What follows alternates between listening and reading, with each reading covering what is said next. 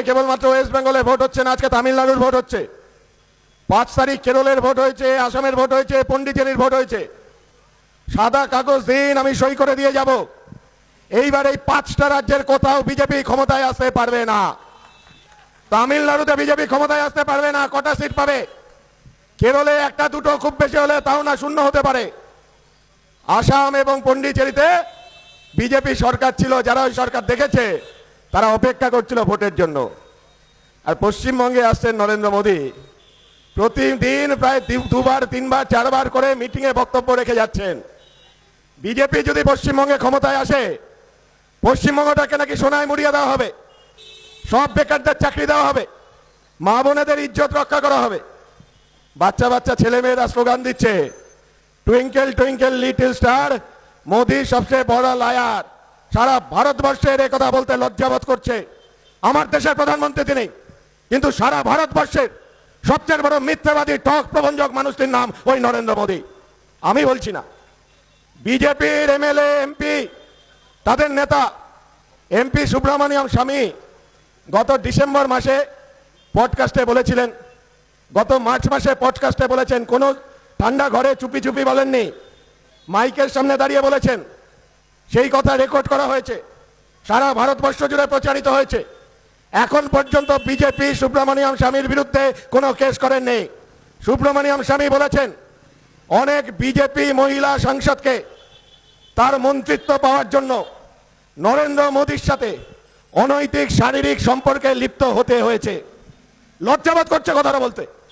আমার দেশের প্রধানমন্ত্রী তিনি, কিন্তু জেফ্রি এপস্টাইনের ফাইল যখন প্রকাশিত হলো, ওই মানুষটি যে বাচ্চা বাচ্চা মেয়েদের নিয়ে 7 বছর 8 বছর 9 বছর 10 বছর বাচ্চা বাচ্চা মেয়েদের নিয়ে একটা বিশাল বড় দ্বীপের মধ্যে ওই উপরে থাকা কয়েকজন মানুষের জন্য যৌন লালসা পরিবৃত্ত করবার জন্য ওই বাচ্চা মেয়েদের তুলে দেন, ওই এপস্টাইন ফাইলের যার নাম আছেন তার নাম নরেন্দ্র মোদী।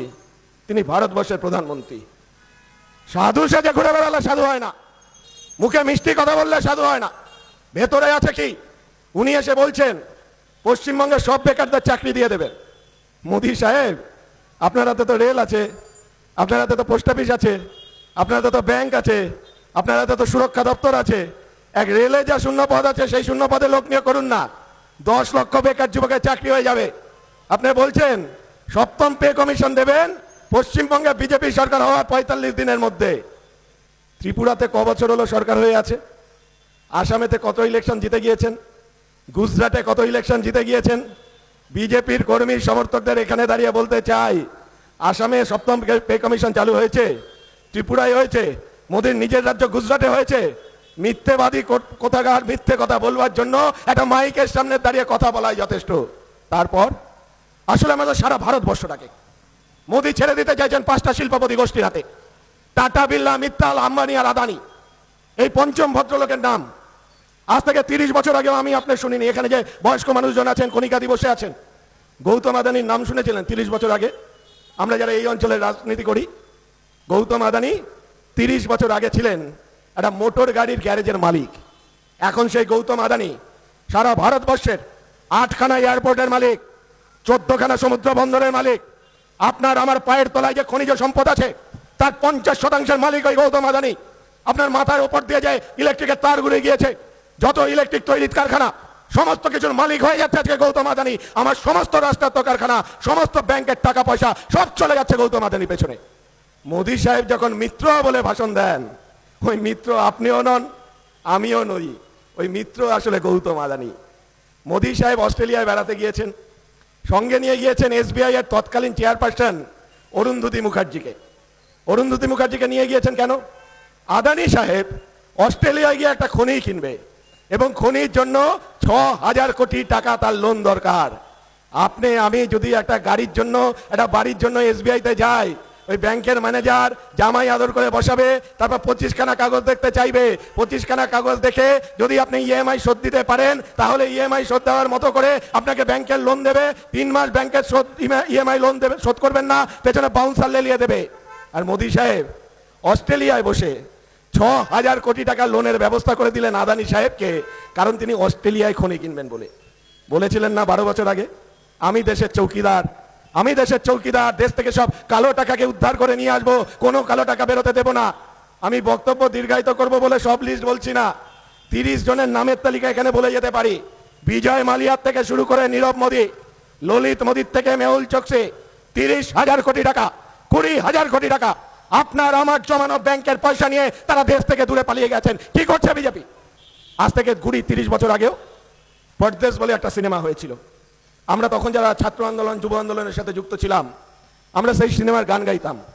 নায়ক দুহাত ছেড়ে গান গাইছেন, ইস ধরতি এক দুলহন দুলহন, ইস দুলহন কি বিন্দিয়া, ইয়ে মেরি India, I love my India. আজকে যে পৃথিবীকে একজন সুন্দরী বধূর সাথে কল্পনা করেছিলেন গীতিকার, যেই বধূর মাথার টিপ নাকি আমার দেশ ভারতবর্ষ, আজ সেই ভারতবর্ষের মাথার টিপ বানানোর ক্ষমতা নেই। নরেন্দ্র মোদী প্রধানমন্ত্রী হওয়ার পর 3300 প্রোডাক্ট অবাধ আমদানি নীতির আওতায় ফেলে বিদেশি বহুজাতিক কোম্পানির হাতে ছেড়ে দিয়েছেন। কি নেই সেখানে? মাথার টিপ থেকে পায়ের আলতা, সিঁদুর থেকে হাতের চুড়ি, সবই নাকি যোগাবে বিদেশি বহুজাতিক কোম্পানি। নেদারল্যান্ডস থেকে গোবর ঢুকেছে ভারতবর্ষে, ভারতবর্ষে গোবর কম পড়ে গেছে বলে। থাইল্যান্ডের চাল এসেছে, অস্ট্রেলিয়ার আপেল এসেছে, আমেরিকার মুরগির ট্যাং এসেছে। মা বোনেরা এখানে যান, পটেটো চিপসের প্যাকেট, লেসের প্যাকেট, মেড ইন সুইজারল্যান্ড। আমার মা বোনেরা পটেটো চিপস তৈরি করতে পারে না, ঝালমুড়ি তৈরি করতে পারবে না। সারা ভারতবর্ষটাকে তুমি ছেড়ে দিচ্ছ বড় বড় শিল্পপতিদের হাতে, আর ইসরায়েলে গিয়ে বলে আসছো ইসরায়েল আমার পিতৃভূমি, আর ট্রাম্পকে গিয়ে বলছো তুমি আমার বাবা, তুমি আমার মা, উঠতে বসলে উঠবো, বসতে বসলে বসবো। সেই নরেন্দ্র মোদী এসে পশ্চিমবঙ্গে সুশাসন জারি করবে। বিশ্বাস হয় আপনাদের? বিশ্বাস হয়নি মানুষের? যে কারণে দেখবেন মানুষ আজকে লাল ঝান্ডার পাশে দাঁড়াচ্ছে। আমরা তো জানি প্রতিটি নির্বাচনের আগে এসে মোদী এবং অমিত শাহ এই নাটক করে কেন? 2016 সালের নির্বাচন মাত্র কয়েক হাজার ভোটের জন্য তৃণমূল কংগ্রেসের সরকারটা প্রতিষ্ঠিত হয়েছিল। এখানে কংগ্রেস সুজন চক্রবর্তী জিতেছিলেন, অন্যান্য জায়গায় মাত্র কয়েক হাজার ভোটে আমরা পরাজিত হলাম। ওই যে সিঁদুরে মেঘ দেখলে ডরায়, তৃণমূল কংগ্রেস ডর পেয়েছিল, ভয় পেয়েছিল। তৃণমূল কংগ্রেসটা তৈরি হতো না যদি আতুরগড়ে বাজপেয়ী এবং আদবানি না থাকতেন। এটা আমাদের কথা নয়, এটা বিজেপির লিডারদের কথা। T for তোলাবাজ, M for Mustan, C for চোর। বেছে বেছে কংগ্রেসের সব তোলাবাজ মাস্তান চোরেদের নিয়ে একটা পার্টি তৈরি করা হয়েছিল 1998 সালে। কারণ কংগ্রেসকে দিয়ে হচ্ছে না, বামফ্রন্টকে যদি হটাতে হয় তাহলে বামপন্থী মুখোশধারী এমন একজনকে দরকার যে সামনে দাঁড়িয়ে মানুষকে বলবে আমি আসলে বামপন্থী, বামফ্রন্ট আসলে বামপন্থী নয়। ছেঁড়া শাড়ি, হাওয়াই চপ্পল পরে দিদিকে সামনে লেলিয়ে দেওয়া হলো, আর তারপর দিদি এসে বললেন বামফ্রন্ট নাকি সব চাষিদের কাছ থেকে জমি কেড়ে নিচ্ছে, তাই বামফ্রন্টকে সরিয়ে দাও। আমরা সেদিন দাঁড়িয়ে বলেছিলাম বিশ্বাস করুন কোনো দোষ ত্রুটি থাকতে পারে বামফ্রন্ট সরকার চালানোর সময়, তা কিন্তু এই যে তৃণমূল কংগ্রেস যারা আজকে এই আন্দোলন করছে, জমি বাঁচাও আন্দোলন, তৃণমূল কংগ্রেস যদি ক্ষমতায় আসে তাহলে তারা মানুষের কাছ থেকে জমি কেড়ে নিয়ে জমি বেচো আন্দোলন তৈরি করবে। আজকে ঢিলছোড়া দূরত্বে ভাঙড়ে চলে যান, ডায়মন্ড হারবার চলে যান, সমস্ত জায়গায় জমি নিলাম করে বিক্রি করে দেওয়া হচ্ছে। আমার এখানকার গত 15 বছরে 5000 পুকুর বোঝানো হয়েছে, বেআইনি কনস্ট্রাকশন করা হয়েছে, সব করেছে এই তৃণমূল কংগ্রেস। মমতা ব্যানার্জি যে রাজ্যের মুখ্যমন্ত্রী, সে রাজ্যে তো এটাই স্বাভাবিক। মমতা ব্যানার্জি 3টে ইন্ডিকেশন দিয়েছিলেন মুখ্যমন্ত্রী হওয়ার পর, আপনাদের মনে আছে নিশ্চয়ই। প্রথম ইন্ডিকেশন, মে মাসে নির্বাচিত হলেন মুখ্যমন্ত্রী, তারপরেই তিনি ঢুকলেন ভবানীপুর থানায়। ভবানীপুর থানায় যত গুন্ডা বদমাইশদের ধরে রাখা হয়েছিল, তিনি মুখ্যমন্ত্রী হয়ে নিজে গিয়ে ওই জেল হাজত থেকে টেনে হিচড়ে গুন্ডা বদমাইশগুলিকে বের করলে বললেন এরা সব তৃণমূল কংগ্রেস করে, পুলিশ তুমি তৃণমূল কংগ্রেস কর্মীদের ধরবে না। আমি জানি না এখানে সাদা পোশাকের কোনো পুলিশ দাদা দাঁড়িয়ে আমাদের সমাবেশ শুনছেন কিনা। দোষটা তাদের নয়, সাদা পোশাকের পুলিশ, খাকি পোশাকের পুলিশ, দোষটা তাদের নয়। কিন্তু পশ্চিমবঙ্গের পুলিশ মানে তারা থানার মধ্যে বসে তৃণমূলের তোলাবাজি করবে, রাস্তায় দাঁড়িয়ে তৃণমূলের তোলাবাজি করবে, আর কাঠপুটুল হয়ে দাঁড়িয়ে থাকবে, অন্য কোনো কিছু তারা করতে পারবে না। এমনকি কলকাতা শহরের তিনি যদি মহানাগরিক হন আর তিনি পুলিশের সর্বোচ্চ কর্তাময় ব্যক্তি হন, তাও তাকে খালি পায়ে মুখ্যমন্ত্রীর দপ্তরে গিয়ে এবং তার বাড়িতে গিয়ে প্রসাদ বিতরণ করতে হবে, এটাই পুলিশের কাজ। দ্বিতীয় ইন্ডিকেশন তিনি দিয়েছিলেন, রায়গঞ্জে বাচ্চা বাচ্চা কতগুলি মেয়ে ধর্ষিতা হলো, ধর্ষণ করলো কারা? তৃণমূলের গুন্ডা বাহিনী। নবান্নে দাঁড়িয়ে তিনি বললেন ওইসব ছোট ছোট ছেলেদের কাজ, ওই বাচ্চা ছেলেরা ভুল করে ফেলেছে, ওদেরকে ছেড়ে দিতে হবে। তারপর নবান্নে দাঁড়িয়ে তিনি বলেছিলেন নাবালিকা যদি হোস কচি দেহ তোর দাম বাঁধিলাম 30,000-এ, সাবালিকা হলে পরে দাম কমে, তাও তুই পেয়ে যাবি 20,000 মাংস বাজারে। একটা রাজ্যের মুখ্যমন্ত্রী মহিলা মুখ্যমন্ত্রী নবান্নে বসে মহিলাদের দাম ঠিক করে দিচ্ছে। মহিলারা যদি নাবালিকা হন, বাচ্চা বাচ্চা মেয়েদের কেউ যদি রেপ করে, তাহলে বাচ্চা মেয়েদের জন্য 30,000 টাকা তৃণমূল কংগ্রেস থেকে পেয়ে যাবেন। আর সাবালিকা হলে, বিবাহিতা হলে মাংস বাজারে দাম কমে, আপনাদের জন্য 20,000 টাকা বরাদ্দ আছে। আমাদের রাজ্যে কামদুনি হবে না, আমাদের রাজ্যে মধ্যমগ্রাম হবে না, আমাদের রাজ্যে পার্ক স্ট্রিট হবে না, আমাদের রাজ্যে অভয়া হবে না, আমাদের রাজ্যে কসবার মতো একটা কলেজ, যে কলেজে একটা বাচ্চা মেয়েকে নিয়ে ক্লাসের মধ্যে ধর্ষণ করে তৃণমূলের দুষ্কৃতীরা, সেটা হবে না। তৃণমূলের দুষ্কৃতীদের জন্য সব জায়গা খুলে দিয়েছে মমতা ব্যানার্জি। আর 3 নম্বর ইন্ডিকেশন দিয়েছিলেন, তার এক নেত্রী দোলা সেন মঞ্চে দাঁড়িয়ে বলেছিলেন, খাও খাও খাও, লুট করো লুট করো, কিন্তু 75% টাকা তুমি কালীঘাটে দিয়ে এসো, 25% টাকা পকেটে ভরো, তাহলেই সবকিছু মাপ। তৃণমূল কংগ্রেস কর্মীদের বলবো, আমার সাথে চলুন তো কালীঘাটে। আজকে কালীঘাটটা পরিণত হয়েছে ব্যানার্জি ঘাটে। মমতা ব্যানার্জি ভাইদের নাম বলে যাচ্ছি, হিম্মত থাকলে চ্যালেঞ্জ জানাবেন, বুকে গুলি করবেন। বাবুন ব্যানার্জি, কার্তিক ব্যানার্জি, গণেশ ব্যানার্জি, অমিত ব্যানার্জি, এক একজন ভাই হাজার হাজার কোটি কোটি টাকার মালিক। তৃণমূল খায় না এমন কি আছে বলুন তো? তৃণমূল কয়লা খায়, তৃণমূল গরু পাচারে টাকা খায়, তৃণমূল বালি খায়, তৃণমূল মা বোনের ইজ্জত খায়, তৃণমূল সোনা খায়, তৃণমূল কাঠ খায়, তৃণমূল পরিবেশ খায়। আর পুরুলিয়ায় গিয়ে দেখেছি আমি, পার্টি পুরুলিয়ার দায়িত্ব দেওয়ার পর বিশাল বিশাল পাহাড় তা পর্যন্ত খেয়ে নিচ্ছে তৃণমূল কংগ্রেস। হাত কাটা নিল, কান কাটা ভুলো, আলমারি খোকন পেটোয়া মদনের দল, চোখ দুটো লাল, পা বেসামাল করে রাস্তাঘাটে ঘুরে বেড়াবে। একটা নেতে যেমন তেমন, দুটা নেতে সুখে, তিনটা নেতে মৌত হয়ে পাড়ায় এসে ঢুকে। আপনি কাকদ্বীপ থেকে কলকাতা, তারপরে চলে যান কুচবিহার পর্যন্ত, রাস্তায় একটা রিক্সা বের করতে যাবেন, রাস্তায় একটা দোকান দিতে যাবেন, বাড়িতে একটা ইট গাঁথতে যাবেন, ঠিক তৃণমূল কংগ্রেসের ওই হাত কাটানো লোক, কান কাটা ভুলো ঘুরে হাজির, নজরানা নজরানা নজরানা দিতে হবে। এই পশ্চিমবঙ্গ আমরা চেয়েছিলাম নাকি? আমাদের মেয়েরা আজকে এখানে দাঁড়িয়ে আছে, ইউনিভার্সিটিতে পড়ে, আজ থেকে 2 বছর 3 বছর পরে আমি জানি না তার মুখ দেখতে পারবো কিনা। হয়তো হাওড়া স্টেশনে গিয়ে, হয়তো কোনো এয়ারপোর্টে গিয়ে টাটা বাই বাই করে আসতে হবে। মা তুই ফিরবি কবে? 2 মাস পরে, 3 মাস পরে, 6 মাস পরে। আমি যদি অসুস্থ হই, দেখবার জন্য ছুটে আসতে পারবি তো? সারা পশ্চিমবঙ্গ থেকে 1,25,00,000 মানুষ পশ্চিমবঙ্গ ছেড়ে চলে গিয়েছে বাইরে। কি দোষ করেছিল তারা? বলছে বামফ্রন্ট নাকি পশ্চিমবঙ্গটাকে অন্ধকারে ডুবিয়ে দিয়েছে। বিশ্বাস করুন, বামফ্রন্টের প্রথম মুখ্যমন্ত্রী জ্যোতি বসু যখন মুখ্যমন্ত্রী হয়েছিলেন, মা বাবার হাত ধরে যখন কলকাতার রাস্তায় ঘুরতাম, কলকাতার রাস্তায় দেওয়াল লিখন দেখেছিলাম, আলোর পথ দেখালেন যিশু, অন্ধকারের পথ দেখালেন জ্যোতি বসু।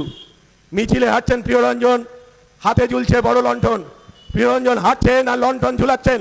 প্রিয়রঞ্জন দাসমুন্সী, সুব্রত মুখার্জি, সৌগত রায়, গনি খান চৌধুরী, কংগ্রেসের বাঘা বাঘা লিডারদের গলায় সেই স্লোগান ছিল, জ্যোতি এলো জ্যোতি গেল, পশ্চিমবঙ্গটা নাকি অন্ধকারে ডুবে গেছে, লোডশেডিং এর রাজত্ব পশ্চিমবঙ্গে। জ্যোতি বসু বলেছিলেন, একটু সবুর করো ভাই, সবুরে মেওয়া ফলে ভালো। তারপর বছর ঘুরতে না ঘুরতেই বক্রেশ্বর, বাঙালি বাচ্চার রক্তের তেজ, তারপর মেজিয়া, তারপর সাগরদিঘি, তারপর ব্যান্ডেল, সাঁওতালডি, কোলাঘাট, একের পর এক নতুন নতুন ইউনিট। তৃণমূল কংগ্রেসের কর্মী বাহিনীকে বলবো, গ্যারেজ মোলায় দাঁড়িয়ে এখানে বড় বড় লিস্ট দেয় না। বামফ্রন্টের আমলে কত কারখানা বন্ধ হয়েছে, তৃণমূলের আমলে একটা একটা একটা ইলেকট্রিক উৎপাদন কেন্দ্র স্থাপন হয়েছে। এখানে দাঁড়িয়ে নাম বলে জানতো, এখান থেকে চলে যাবেন ব্যারাকপুর পর্যন্ত, যত রাস্তা, যত ফ্লাইওভার, যত সরকারি স্কুল, যত সরকারি কলেজ, সব তৈরি হয়েছে বামফ্রন্টের সময়। বামফ্রন্টের সময় মন্ত্রিসভা যখন তারা বাজেট প্লেস করতেন, শিক্ষামন্ত্রী ভাষণে বলতেন, এই বছর এতগুলি নতুন স্কুল তৈরি হবে, এই বছর এতগুলি কলেজ তৈরি হবে।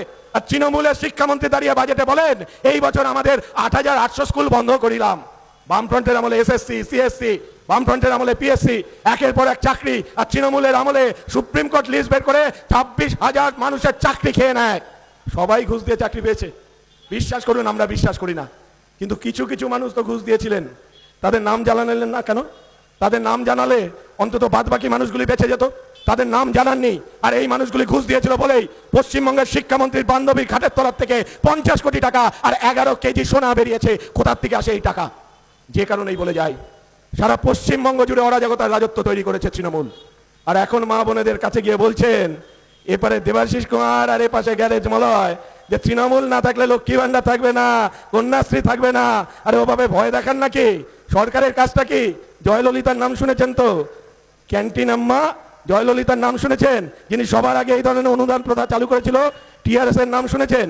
বিজু পট্টনায়কের ছেলে নবীন পট্টনায়কের নাম শুনেছিলেন তো? তারা আপনার থেকে অনেক বেশি অনুদান, অনেক বেশি ভাতা নিজের রাজ্যের মানুষের জন্য চালু করেছিল। কিন্তু যখন মানুষ বুঝলো ওই অনুদান এবং ভাতা দেওয়ার নামে মানুষের হাতে কিছু টাকা পৌঁছে দিচ্ছেন আর কোটি কোটি টাকা দিয়ে নিজেদের সম্পত্তি লুট করছেন, তখন মানুষ সেই জয়ললিতা, নবীন পট্টনায়ক আর টিআরএস কে বিস্তৃতির আচ্ছা করে ফেলেছে। আজকে দাঁড়িয়ে এখানে বলে যাচ্ছি, রাসবিহারী কেন্দ্রের দেবাশিস কোনার হারবেই, যতই চেষ্টা করুন না কেন জিততে পারবে না। আর যাদবপুর কেন্দ্রে কে জিতবে? দেওয়াল লিখন হয়ে গিয়েছে, যতই চেষ্টা করুন ওই নাম আর দেওয়াল থেকে বাইরে বের করতে পারবেন না। আমরা কলোনি চত্বরের মানুষ, একথা বলতে আমাদের গলা কাঁপে না। মা বাবার কাছ থেকে শোনা গল্প, ঠাকুরদা ঠাকুমার কাছ থেকে শোনা গল্প, শিয়ালদা স্টেশনে ঢুকছে একের পর এক ট্রেন, ট্রেন থেকে নামছে নিরন্ন বুভুক্ষ কিছু মানুষ, তাদের মাথার ওপর ছাদ নেই, পায়ের তলায় জমি নেই, কোথায় যাবেন তার কোনো অন্য সংস্থান নেই। তারপর সেই মানুষগুলি শিয়ালদা স্টেশন থেকে ছুটতে শুরু করেছিলেন। ছুটতে ছুটতে ছুটতে ছুটতে আমার যাদবপুর, আমার নেতাজি নগর, আমার রামগড়, আমার বিজয়গড়, আমার বাপুজি নগর, আমার আনন্দপল্লী, আমার নবনগর, একদিকে জমিদারের লেঠেল বাহিনী, অন্যদিকে কংগ্রেসের গুন্ডার বিরুদ্ধে লড়াই, এই লড়াই লড়ে আমার এখানকার কলোনি, তারপর তারপর স্কুল, তারপর কলেজ, তারপর রাস্তাঘাট। আজকে বলছেন যাদবপুরের রূপকার, যাদবপুরের রূপকারে তখন জন্ম হয়েছে নাকি? জানেন যাদবপুর মানে কি? যাদবপুর মানে বামপন্থী আন্দোলন, যাদবপুর মানে উদ্বাস্তু মানুষের আন্দোলন, যাদবপুর মানে শ্রমিকের আন্দোলন। আর এই আন্দোলন করতে করতে বামফ্রন্ট সরকার আসার পর আমি সেই জমিতে পাট্টা পেয়েছি। জ্যোতি বসু, বুদ্ধদেব ভট্টাচার্য মাথা উঁচু করে বাস করবার মতো করে আমাকে পাট্টা দিয়েছে। জ্যোতি বসু, বুদ্ধদেব ভট্টাচার্যের সরকার, একদিকে ভূমি রাজস্ব মন্ত্রকের মন্ত্রীরা তারা সার্বিকভাবে জোরদার জমিদারের কাছে জমি কেড়ে নিয়ে চাষিদের কাছে জমি তুলে দিয়েছে, পঞ্চায়েতি রাজ চালু করেছে। আর তারপর আমাদের সাধারণ মানুষ আমরা মাথা উঁচু করে বাঁচার স্বপ্ন দেখেছিলাম যে পশ্চিমবঙ্গে, এখন সেই পশ্চিমবঙ্গকে আমরা ফিরে পেতে চাই, এটা আমাদের অধিকার। দেওয়ালে পিঠ থেকে যাওয়ার পর হয় আত্মহত্যা করতে হয় আর নয়তো ঘুরে দাঁড়াতে হয়। যদি আত্মহত্যা করতে চান ওই গেরুয়া ঝান্ডা হাতে তুলে নিন, আর যদি ঘুরে দাঁড়াতে চান তাহলে লাল ঝান্ডাধারীরা আমরা আপনাদের সাথে আছি। মনে রাখবেন, সারা পৃথিবী জুড়ে কমিউনিস্ট নিধন যারা যজ্ঞ চালিয়েছিল, যারা বলেছিল কমিউনিস্টদের দূরবীনে খুঁজে পাওয়া যাবে না, রাইখস্টাগে আগুন ধরিয়ে হিটলার 5-6 বছর ধরে কমিউনিস্টদের নিধন করেছিল, সারা পৃথিবী থেকে কমিউনিস্টদের নাম নিশানা মুছিয়ে দেওয়ার চেষ্টা করেছিল। শেষ জীবনে সেই হিটলারকে বাংকারে ঢুকে নিজের রিভলভার নিজের মাথার কাছে নিয়ে আত্মহত্যা করতে হয়েছিল। মুসলিনী সাহেবের নাম শুনেছেন তো? প্রকাশ্য দিবালোকে মানুষ সেই মুসলিনীকে ল্যাম্পপোস্টে ঝুলিয়ে দিয়েছিল। মানুষ যদি একবার জাগে তাহলে তৃণমূলের হাবিলদার আর তৃণমূলের এইসব হাত কাটানো কান কাটা ভুলো কোথায় পালিয়ে যাবে তার কোনো পথ খুঁজে পাবে না। কোনো বিজেপি তোমাদের রক্ষা করতে পারবে না। তোমরা খেলা হবে বলেছো, খেলতে আমরা রাজি। ফুটবল খেলতে হলে ফুটবল খেলতে তোমরা নামো, ফুটবল নিয়ে নামো। আর ফুটবল খেলতে যদি হকি স্টিক দিয়ে নামো তাহলে ওই হকি স্টিককে কি করে সাহায্য করতে হয় আজকে করণদিঘির মানুষ দেখিয়ে দিয়েছে, আজকে রানীনগরের মানুষ দেখিয়ে দিয়েছে, আজকে জলঙ্গির মানুষ দেখিয়ে দিয়েছে, আজকে ডোমকলের মানুষ দেখিয়ে দিয়েছে। আগামী দিনে যাদবপুর, কালকে এখান দিয়ে মহামিছিল বেরোবে, মহামিছিলে লাল ঝান্ডা থাকবে। লাল আবির আমরা রাখবো না, লাল আবির রাখবো আমরা, লাল আবিরে রাগাবো আকাশ। আমার জন্মভূমি, 4 মে খেলবো হোলি, থাকবে পাশে তুমি। যাদবপুরে লাল আবির খেলা হবে 4 মে, সেই মিছিলে আপনাদের স্বাগত জানাই। আর যারা রাস্তার অনেক দূরে দাঁড়িয়ে ভাবছেন আমরা স্বপ্ন সন্ধানীর দল, তাদের উদ্দেশ্যে বলে যাই আমরা কিছু খ্যাপা, কিছু পাগল, এ কথা ঠিক, কিন্তু বিশ্বাস করুন আমি একা নই। You may say I am a dreamer, but I am not the only one.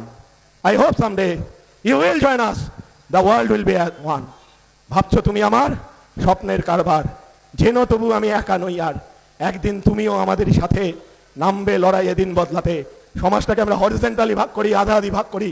ওপরে থাকে মুষ্টিমেয় মানুষ, ওই টাটা, বিড়লা, আদানি, আম্বানির দল, জমিদার চোদ্দারের দল। আর নিচের লক্ষ লক্ষ মানুষকে যারা ধর্মের ভিত্তিতে, ভাষার ভিত্তিতে, বর্ণের ভিত্তিতে, জাতের ভিত্তিতে ভাগ করে দিচ্ছে, তাদের মুক্তর জবাব দিয়ে একদিন না একদিন এই লক্ষ লক্ষ মানুষ আমরা একজোট হবই। আজকে সিপিআইএম এর সাথে সিপিআইএম এর লিবারেশনের কর্মীরা আমরা এক মঞ্চে আছি। এই প্রথম পশ্চিমবঙ্গ এই ইকুয়েশন দেখছে। আগামী দিনে আরো দেখবেন বামপন্থী কর্মীরা আমরা একজোট হয়ে রাস্তায় থাকবো। পৃথিবীর ইতিহাসের বদল আমরা ঘটাবই। আর সেই বদল ঘটানোর আগে আগামী বিধানসভা নির্বাচনে যাদবপুর থেকে, রাসবিহারী থেকে, বেহালা পশ্চিম থেকে, টালিগঞ্জ থেকে আমাদের প্রার্থীকে জয়যুক্ত করবার দায়িত্ব আপনাদের সকলের থাকলো। আসুন আপনাদের ভবিষ্যৎ প্রজন্মের দিকে তাকিয়ে এই যাদবপুরের ইজ্জতের কথা মাথায় রেখে 29 তারিখ ভোট দিন, মাথা উঁচু করে ভোট দিন। আর 4 মে লাল ঝান্ডার মিছিলে লালা আবিরের মিছিলে আপনারা সবাই আমাদের সাথ দিন। নতুন পশ্চিমবঙ্গ গড়বার ডাক আমরা দিয়েছি। বামপন্থার পুনরুত্থান, বামপন্থাই বিকল্প, এ কথা মানুষের কাছে সোচ্চারে বলবার জন্য এতটুকু গলা আমাদের কাঁপে না। সেই গলা নিয়েই বলছি, আপনাদের সকলের সাথে চাই, আপনারা সবাই আমাদের সাথে থাকুন। ইনকিলাব জিন্দাবাদ।